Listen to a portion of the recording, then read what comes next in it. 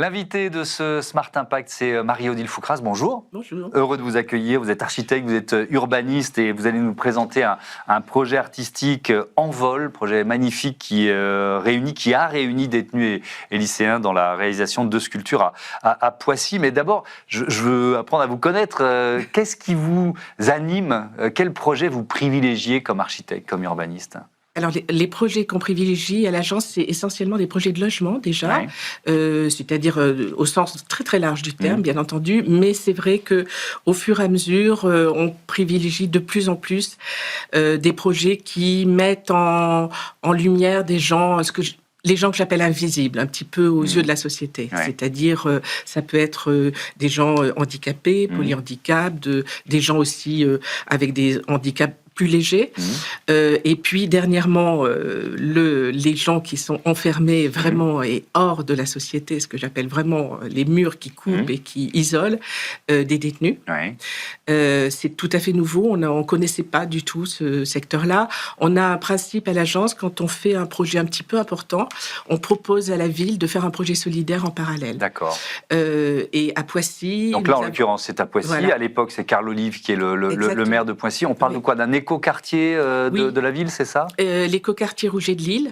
On gagne un très beau lot, assez important. On est très contents. Et je dis à Carl Olive, je ferai un projet solidaire avec ce projet.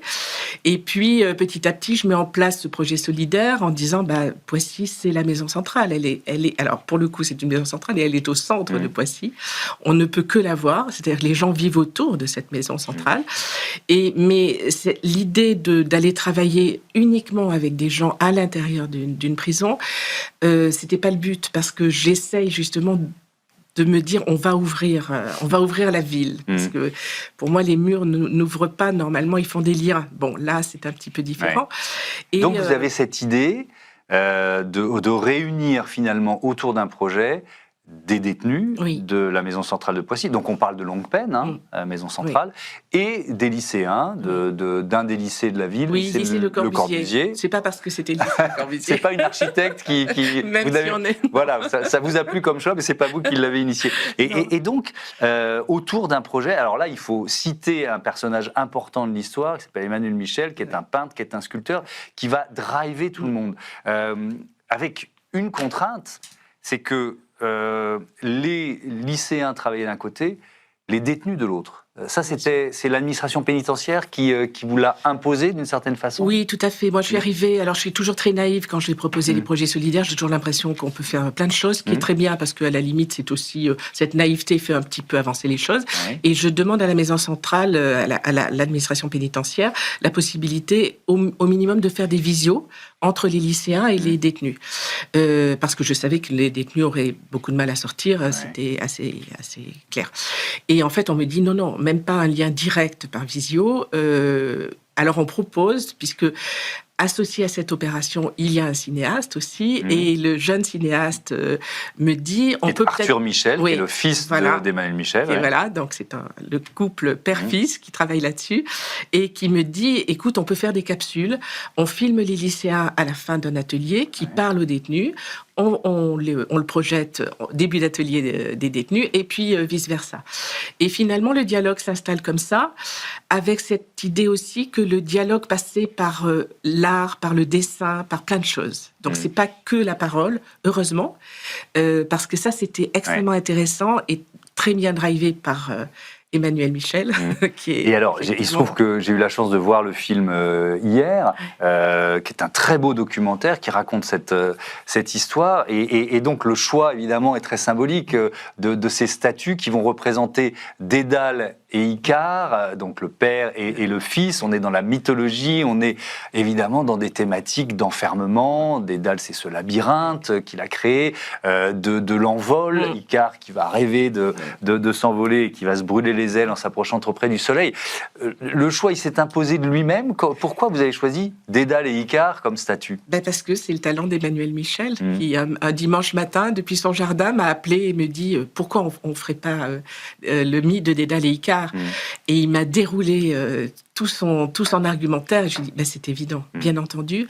Et en fait, on s'est aperçu que, comme souvent dans la mythologie, le point de départ étant l'histoire, bien entendu, mais en fait, les détenus notamment ont réécrit une histoire qui était très liée à la leur.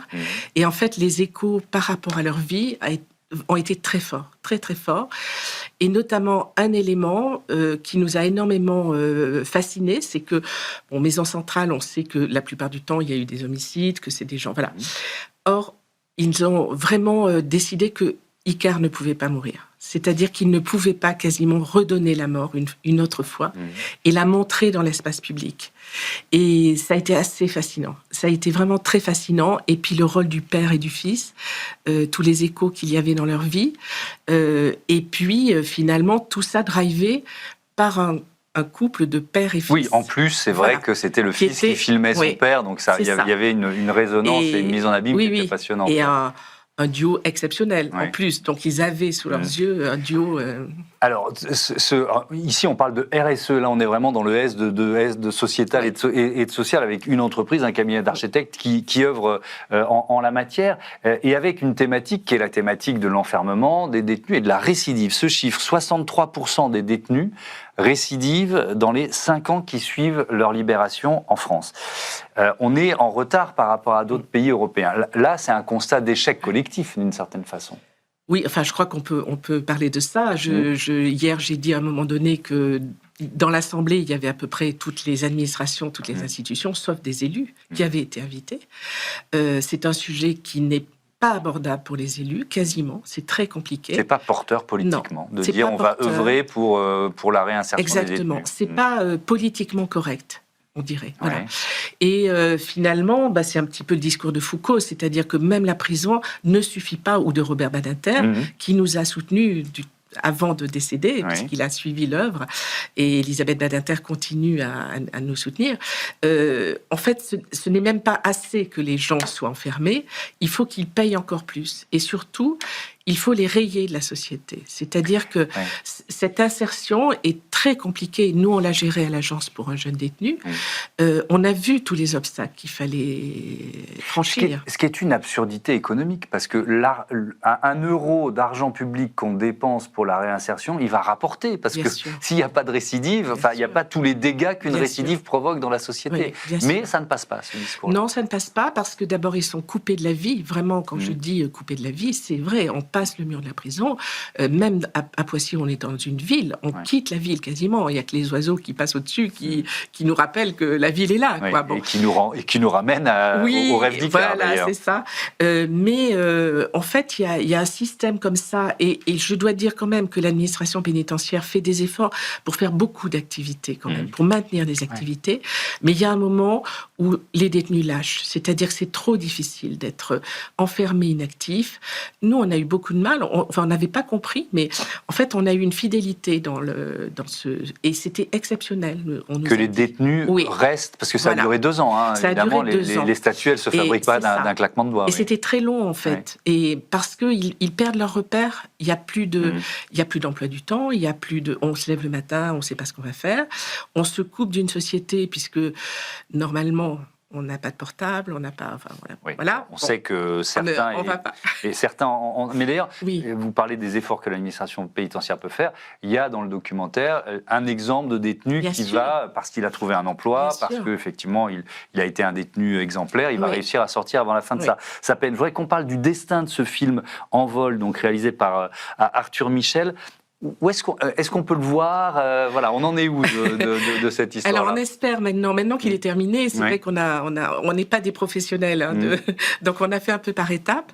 Et en fait, on espère maintenant pouvoir le diffuser, alors soit dans des festivals. Le précédent film qu'on avait fait, nous, sur le polyhandicap pour une maison d'accueil spécialisée, circule dans des festivals et commence à bien circuler. En fait, Arthur est très ouvert par rapport à cette diffusion. C'est un de ses premier film, il est très jeune, il a investi toute son énergie, toute son humanité dans ce film, avec des très très belles images, enfin quelque chose de très beau. On en a vu évidemment quelques-unes en illustration. Il y a aussi un livre, et je veux bien qu'on termine là-dessus, il nous reste à peu près 1 minute, qui raconte l'histoire de ce projet, et qui en plus est au bénéfice d'une cause, la lutte contre le cancer des enfants, c'est ça ? Oui, c'est ça. C'est-à-dire, parce qu'en fait, en réalité, pour les détenus, c'était compliqué qu'ils aient le film. Même si on peut le diffuser une fois, et avoir un livre, pour eux, c'était extrêmement important. Je considérais que c'était très important. Donc, on a fait vraiment le compte-rendu des 2 ans dans ce livre, avec les images du film, d'ailleurs. Tout le monde parle, Emmanuel Michel, Arthur et moi-même. Et on a, dans les statuts, tout le monde a mis des petits signes. Donc, il y a aussi toutes les histoires personnelles des donateurs, de tout le monde. Et il y a un petit signe d'une petite fille, Joséphine, qui est décédée d'un cancer, et je connais les parents. Et en fait, on a 50 livres qui sont destinés, il y en aura plus si plus de gens veulent acheter, bien entendu, qu'on peut acheter sur le site des éditions Jarcotte, je crois qu'on peut le dire. Et tout l'argent ira à cette fondation qui s'appelle Joséphine Power, mais qui est abritée par Imagine for Margot, qui est une association très connue. Et cette petite Joséphine, d'ailleurs, je le dis, elle est à côté d'Idis, la grand-mère de Robert Badinter, que j'avais joint en lui disant, au lieu de mettre vos initiales à vous, je vais mettre le prénom de votre grand-mère en yiddish, si vous le voulez bien, puisque c'était une passion, sa grand-mère. Il m'a dit, Idis, qui était analphabète, aurait adoré cette œuvre. Et on a mis Joséphine à côté d'Idis en se disant que... Parce que les détenus, les lycéens, ont tous mis leurs initiales ou un signe qu'on peut voir sur les 2 statues. C'est ça, et on retrouve cette histoire dans le livre. Donc, parallèle. Édition Jarcotte. Ça s'écrit comment ? J-A-R-K-H-O-T. Voilà, si vous voulez participer, achetez ce livre, et en espérant voir très vite ce film qui est vraiment magnifique, et pourquoi pas, tiens, allez voir ces statues dans les coquartiers Rouget de Lille à Poissy. Merci beaucoup Marie-Adèle Foucras d'être venue nous présenter cette très belle histoire. À bientôt sur nos antennes. C'est l'heure du débat de ce Smart Impact. On va parler décarbonation des industries du verre.